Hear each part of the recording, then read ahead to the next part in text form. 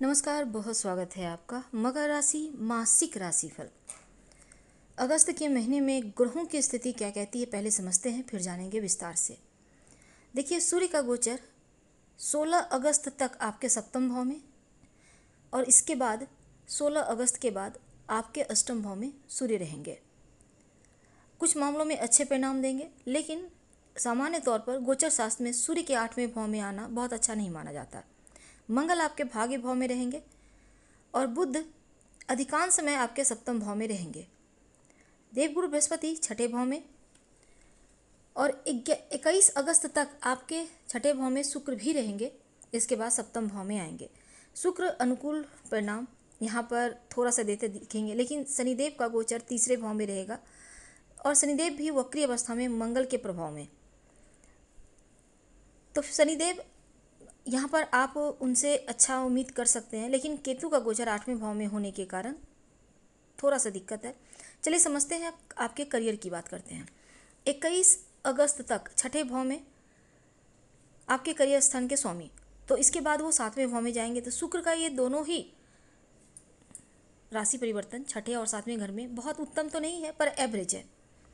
तो कार्य क्षेत्र के मामलों में कुछ असंतुष्टि रह सकती है। नौकरी करते हैं तो हल्की फुल्की कठिनाई या सहकर्मी के साथ रिश्ते थोड़े कमज़ोर हो सकते हैं, खासकर अगर कोई महिला सहकर्मी है। ऐसे में अपने आप को पॉजिटिव एनर्जी से भरपूर रखें, मुस्कुराएं, हर छोटी छोटी चीज़ों को इग्नोर करें, दिल से ना लगाएं। और सीनियर या बॉस कोई महिला है तो आदेश का निर्देश का पालन जरूर कीजिएगा, तब जाकर आपको बेहतर लाभ मिलेगा।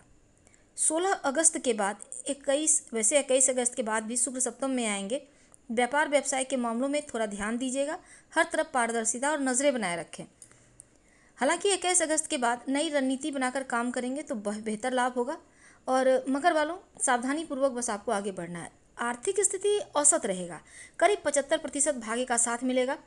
नवम भाव में मंगल बहुत अच्छा नहीं है, लेकिन शनि का प्रभाव भी है, तो ऐसे में थोड़ी सी कठिनाई, लेकिन मेहनत अगर करेंगे तो इसका लाभ जरूर मिलेगा। धन प्राप्ति की संभावना बनेगी, औसत से कहीं बेहतर है, क्योंकि धन के कारक बृहस्पति की दृष्टि अनुकूल रहेगी और देवगुरु बृहस्पति हर परिस्थिति में आपकी सहायता करते दिखेंगे। स्वास्थ्य आपके लिए सामान्य तौर पर अनुकूल रहेगा, क्योंकि आरोग्य के कारक सूर्य के गोचर को देखें तो छोटी छोटी स्वास्थ्य की समस्याओं को छोड़ दे तो बड़ा कोई टेंशन नहीं है। तो आपके लिए स्वास्थ्य बढ़िया है, लेकिन समस्याओं को नज़रअंदाज ना करें, अपना केयर भी करना आवश्यक है। खान पान में संतुलन रखें, पेट का थोड़ा सा ध्यान रखें या मुख का ध्यान रखें। सरदर्द, आँखों का थोड़ा सा ख्याल रखना तो बनता है, क्योंकि बारिश का भी मौसम है। तात्पर्य सावधानी से बचाव हो सकता है, बड़ा परेशानी नहीं है। प्रेम संबंध, पंचम भाव के स्वामी शुक्र की स्थिति बहुत उत्तम नहीं है, तो प्रेम संबंधों में थोड़ा सावधानी रखिएगा, तब जाकर आपका रिश्ता बेहतर चलेगा और निभेगा। 21 अगस्त तक शुक्र छठे भाव में है, सामान्य तौर पर ठीक है, लेकिन बृहस्पति की संगति में होने के कारण लव रिलेशनशिप में आप एक समझदारी से भरा निर्णय लेंगे। बस लापरवाही मत कीजिए, नहीं तो बहस लड़ाइयाँ होंगी, इससे बचने की आवश्यकता है। अचानक से किसी दूसरे के कहने में आकर कोई भी संदेह लव पर तो कम से कम ना ही करें। और तुलनात्मक जो होता है ना, उसका लव ऐसा तुम ऐसे, इस टाइप की चीज़ें मत कीजिएगा। जिनसे प्रेम करते हैं बस प्रेम को प्रेम रहने दें। अगर आप अविवाहित हैं, विवाह संबंधी बातें आगे बढ़ सकती है। वैवाहिक जीवन, दाम्पत्य सुख की बात करें तो एक दूसरे का सपोर्ट भी जरूरी है और छोटी छोटी गलतियों को इग्नोर करना भी आवश्यक है, तब जाकर रिश्ता बढ़िया रहेगा। पारिवारिक जीवन सामान्य तौर पर आपके लिए मिले जुले हुए परिणाम देंगे। बृहस्पति ग्रह की नवम दृष्टि अनुकूल परिणाम देगी। दूसरे भाव पर राहु केतु का प्रभाव, बीच बीच में गलतफहमी हो सकती है, तो गलतफहमी से बाहर निकलिए, अपनों के साथ अपना बनकर रहिए, छोटी छोटी गलतियों को इग्नोर कीजिए।